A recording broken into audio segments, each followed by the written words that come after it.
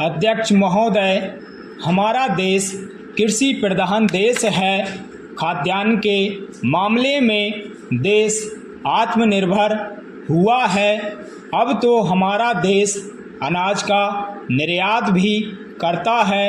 यह हमारे देश के लिए बड़े गर्व की और प्रसन्नता की बात है कि हम आज बहुत सी चीज़ों का आयात और निर्यात कर सकते हैं, लेकिन चीनी, चावल, मक्का, दाल, तेल निर्यात करके हम दूसरे देशों से पानी आयात कर सकते हैं। गर्मियों के मौसम में हमारे राज्यों के अनेक जिलों, कस्बों, शहरों और गांवों में पीने के पानी की समस्या बहुत विकट रूप से उत्पन्न होने लगती है।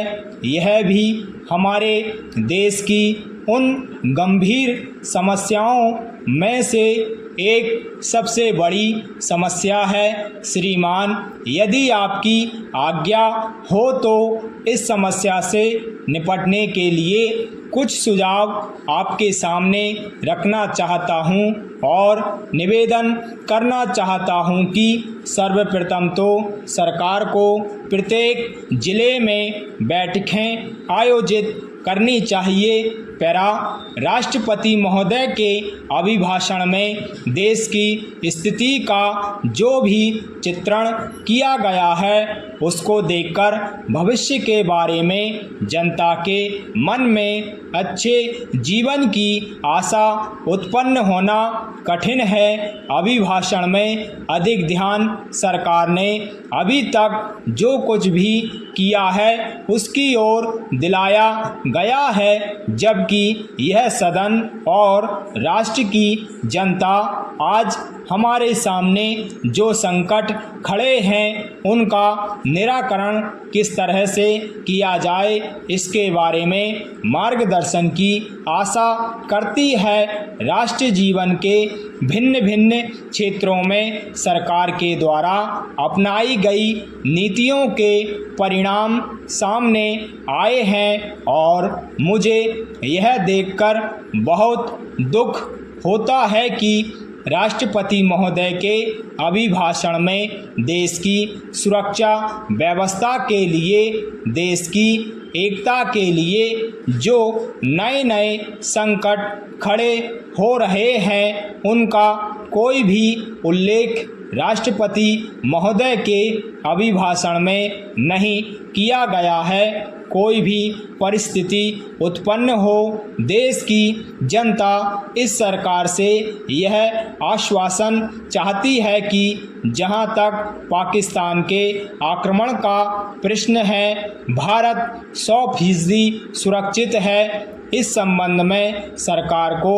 जनता के मन में विश्वास उत्पन्न करने का प्रयास करना चाहिए। जहां तक कश्मीर का सवाल है, सरकार किसी भी अन्य विदेशी शक्ति से वार्ता करने के लिए तैयार नहीं है। पैरा, अध्यक्ष जी, इस देश में सरकार की जो आय होती है, अगर उसका अधिक से अधिक भाग सरकारी कर्मचारियों के वेतन पर ही खर्च हो जाएगा तो इस तरह से तो देश में महंगाई में बढ़ोतरी होती चली जाएगी। इसलिए हमें इस स्थिति को रोकने के लिए कठोर कदम उठाने होंगे। आज देश में जो लोग भी काला धंधा करते हैं उनके साथ कड़ाई से निपटना होगा और जो बड़े बड़े व्यापारी हैं उनके साथ भी सख्ती बरतनी होगी।